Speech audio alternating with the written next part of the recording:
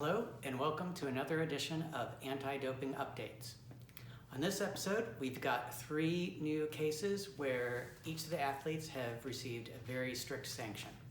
So, lots to talk about here. First one is Mickael Badra, who is a Canadian football player. Second, we've got Ben Shaw, who is a triathlete from Ireland. And third, we've got Darren Earles, who is a rugby player from Scotland. Let's get right into it.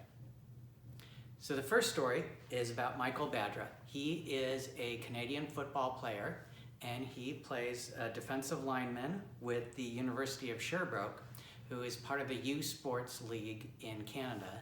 And the U Sports has adopted the Canadian Anti-Doping Authority rules, and the Canadian Anti-Doping Association is a WADA signatory. So unlike American football players, this Canadian football player is subject to WADA rules.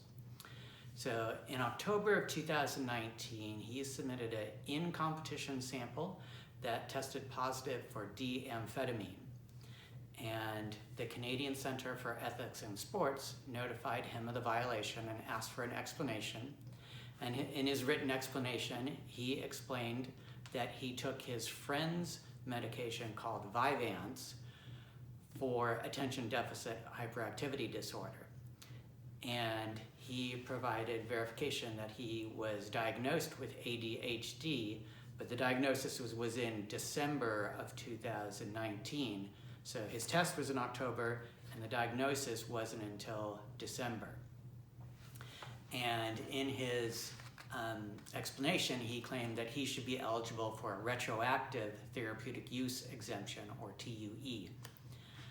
The Canadian Centre for Ethics in Sport first recommended a 6-month sanction because they thought, because number one, it was a first violation, and number two, they thought that the D-amphetamine he tested positive for was a specified substance rather than a prohibited substance. Later on, they reviewed the case and found that the D-amphetamine is actually a prohibited substance, not a specified substance, and so they changed it to recommending a 1-year suspension. And Mickael Badra requested a hearing on that, and so it was referred to the Appeal Tribunal of the Canadian Centre for Ethics in Sport. After many delays, Mickael Badra withdrew from the hearing process and didn't submit any further information. And so the Appeal Tribunal reviewed this case on a documentary review at their hearing level. And they found that the D-amphetamine he tested positive for was indeed a prohibited substance, and that because he didn't engage in the process, he hadn't shown that he was not at fault, and therefore it was a intentional violation. They also found that he was not eligible for a retroactive therapeutic use exemption because, number one, his diagnosis of attention deficit hyperactivity disorder was after the fact. Remember, the diagnosis was in December and his sample collection was in October. And secondly, he hadn't shown that he was prescribed Vyvanse. And so for those 2 reasons, he's not eligible for a retroactive therapeutic use exemption. And because it's an intentional violation in competition for a prohibited substance, they sanctioned him for 4 years, so a 4-year disqualification for him. Okay, next story is Ben Shaw, who is a triathlete from Ireland who actually lives in Australia, and that's where he trains. He submitted an out-of-competition test on July of 2020, that tested positive for ligandrol. Ligandrol is a SARM that is used to repair muscle growth and for rehabilitation. Sport Ireland is the National Anti-Doping Association for Ireland, and they notified Ben Shaw that he was provisionally suspended in September of 2020, and Ben Shaw did not request a hearing or contest the suspension, and so Sport Ireland sanctioned him with a 4-year disqualification for an intentional violation of a prohibited substance. So he's out for at least 4 years, and then in response, Ben Shaw notified Sport Ireland that he intended to retire from competition. Last story to talk about is Darren Earles. And Darren Earles is a rugby union player with the Scottish Rugby Union, and he plays for Preston Lodge RFC, which is in the third tier of professional rugby. He tested positive for in-competition. He submitted an in-competition sample that tested positive for stanozolol, which is an anabolic steroid prohibited at all times by WADA.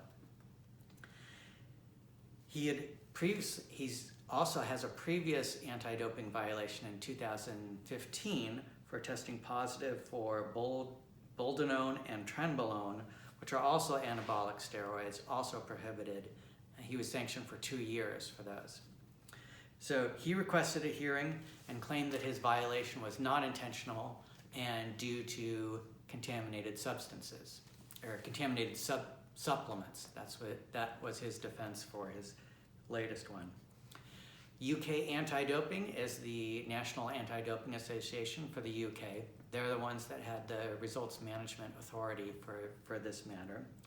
And they gave him multiple opportunities to submit evidence and multiple delays of the hearing process. And eventually, Mr. Earles kind of withdrew from the hearing process and didn't show up for the hearing. UK Anti-Doping noted that in order to prove that a violation was not intentional, a mere denial is not sufficient. The individual must show how the substance got into the individual's system, since it's an individual's duty to make sure that there's no prohibited substances in your system.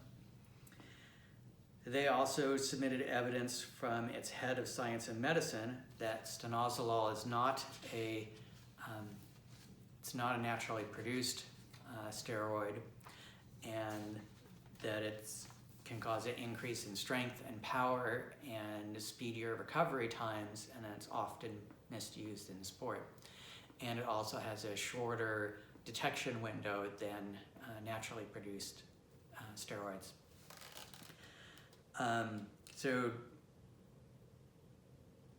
because Darren Earles hadn't proved how the exogenous steroid entered his system, UK Anti-Doping found that it was an intentional violation, again, of a prohibited substance. And since it's a second offense, the sanction is doubled on a second offense. So usually, if you test positive and there's a intentional violation, it's 4 years. But because this was a second offense, he's sanctioned for 8 years. So in this week's episode, we saw 3 instances of longer, potentially career-ending bans. For the university football player, a 4-year ban is pretty much going to end his university career. The Irish triathlete decided to retire, and an 8-year ban for an athlete in nearly any sport is going to be a career-ending. Reminds us of the serious nature of these violations, and that it's an athlete's duty to play clean and not use prohibited substances. So that's it for today. Let me know in the comments if you think those sanctions were appropriate, and there'll be some more interesting stories next week. Thanks, and have a great day.